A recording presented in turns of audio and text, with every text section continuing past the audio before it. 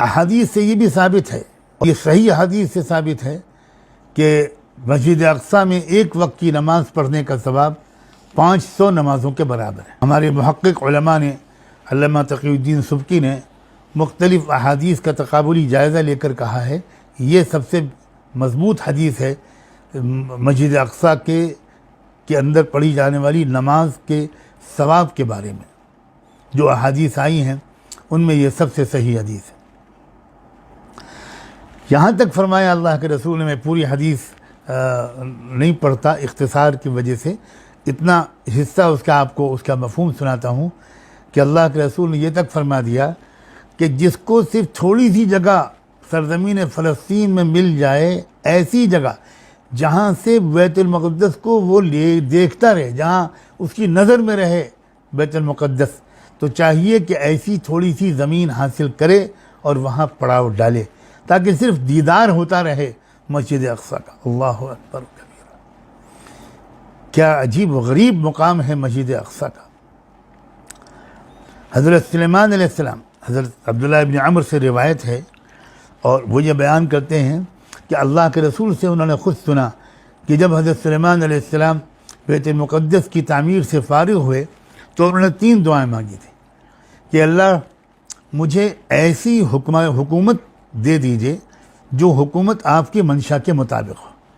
پوری طرح میری حکومت کا نظام آپ کے پسندیدہ نظام اور قوانین کے مطابق ہو۔ دوسری دعا مانگی تھی، اور اللہ مجھے ایسی سلطنت دے دیجئے جو میری بات کبھی کسی کو نہ ملے۔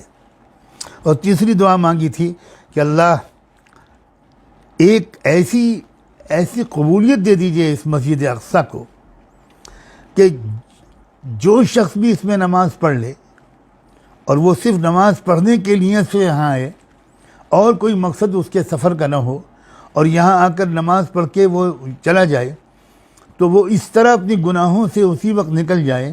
جیسے کہ وہ اس دن تھا گناہوں سے معصوم جس دن کہ وہ پیدا ہوا تھا، جس دن اس کی ماں نے اس کو جنا تھا۔ اللہ یأتی ھذا المسجد احد لا يريد الا الصلاة فيه الا خرج من ذنوبه كيوم ولدته امه۔ اس پر اللہ کے رسول نے یہ تبصرہ بھی فرمایا کہ پہلی 2 دعائیں تو یقیناً قبول ہو گئیں، اور جو تیسری دعا ہے کہ مسجد اقصیٰ میں نماز پڑھنے کی نیت سے آنے والا نماز پڑھ کے نکلے تو اس کی ایسی مغفرت ہو جائے، امید ہے مجھے، حضور فرماتے ہیں امید ہے، ارجو ان یکون قد اعطی الثالثہ، کہ اس کی یہ تیسری دعا بھی قبول ہو گئی ہوگی۔ سنن نسائی اور سنن ابن ماجہ کی یہ روایت ہے۔ اسی وجہ سے حضرت عبداللہ ابن عمر رضی اللہ عنہما کا یہ معمول تھا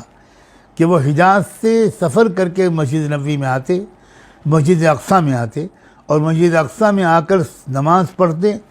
اور فوراً نکل جاتے باہر، ٹھہرتے نہیں تھے زیادہ دیر، پانی تک نہیں پیتے تھے، صرف اس لیے کہ وہ اللہ سے کہہ سکیں کہ اللہ میرے اتنے لمبے سفر کر کے آنے کا مقصد صرف 2 رکعت یا چند رکعت نماز اس مسجد میں پڑھنا تھا، اور میں فوراً واپس ہو گیا، اس کا مطلب ہے کہ میرے آنے کا مقصد اور کچھ نہیں تھا، اللہ اس کو قبول کر کے اللہ آپ میرے ساتھ وہ معاملہ کر دیجئے جس کی دعا حضرت سلیمان نے کی تھی۔ اور اس زمانے کے متعلق ایک حدیث بھی آپ حضرات کی خدمت میں پیش کرتا ہوں۔ امام احمد بن حنبل نے اپنی مسند میں ابو الدرداء رضی اللہ عنہ سے اس کو روایت کیا ہے، اور یہ آپ نے فرمایا اس حدیث میں حضور کا ارشاد ہے، الا وان الایمان حین تقع الفتن بالشام، کہ جب دنیا بھر میں فتنے برس رہے ہوں گے اور عجیب کیفیت ہوگی دلوں کی، اس وقت ایمان ملک شام میں ہوگا۔ بڑی زبردست گواہی اللہ کے رسول کی، اور آج پوری دنیا کے سامنے یہ منظر سامنے ہے، واقعی جو کیفیت وہاں کے لوگوں کے دلوں میں ہے، جو جذبہ، جو غیرت، جو حمیت، جو شجاعت، جو قربانی کا جذبہ، جو شوق شہادت، جو آخرت پر یقین، اس کا عشر عشیر بھی میں تو کم سے کم اپنے اندر بالکل نہیں پاتا۔ میں خود وہاں ایک بار حاضر ہوا ہوں، وہ دیکھا ہے وہاں کے لوگوں کے، نوجوانوں کے جذبات، وہاں کے علماء کے اخلاق، وہاں کے تاجروں کے اخلاق، وہاں کے دیہاتی ان پڑھ کسانوں کے اخلاق، اور واقعی اللہ کے رسول آپ نے بالکل سچ فرمایا کہ جب فتنے برس رہے ہوں گے دنیا بھر میں اور فتنوں کے اثر سے دل بہت متاثر ہوں گے، اس وقت ایمان کہاں ہوگا؟ ملک شام میں ہوگا۔ ایک معیاری ایمان ہے وہ، جس کو اللہ کے رسول نے ایمانی معیار قرار دیا، اور ہم سب دیکھ رہے ہیں کہ وہاں کے جیالے، وہاں کے نوجوان، حماس اور دیگر فصائل جو ہیں تحریک کے، وہ کس قدر قربانیاں دے رہے ہیں، ان کے چہرے کتنے روشن، ان کی پیشانیاں کتنی منور، ان کے دل کتنے مضبوط، ان کے عزائم کتنے بلند، کیا میں الفاظ استعمال کروں۔ یعنی ایک عجیب عجیب احادیث ہیں حضور کی، میں تو کئی احادیث پیش کرنا چاہتا تھا لیکن میں گھڑی دیکھ رہا ہوں، اس لیے میں ایک دو حدیثوں پر اکتفا کر کے آپ سب کے شکریہ ادا کی اجازت لوں گا۔ یہاں تک حضور نے فرمایا ہے اپنے ایک صحابی حضرت ابو حوالہ ازدی سے، آپ کی ایک طویل گفتگو ہوئی ہے مسجد اقصیٰ کے بارے میں، اور عجیب انداز سے ہوئی ہے۔ حضور صلی اللہ علیہ وسلم نے اپنا ہاتھ ابو حوالہ ازدی کے سر پر رکھا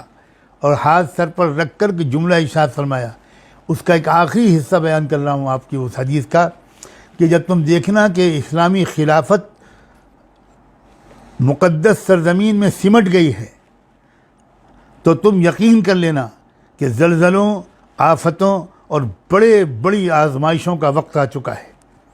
اور اس دن قیامت لوگوں سے اس سے زیادہ قریب ہو جائے گی جتنا کہ میرا ہاتھ تمہارے سر سے قریب ہے۔ کیا آج کل کے حالات اس کی مکمل تصدیق نہیں کر رہے؟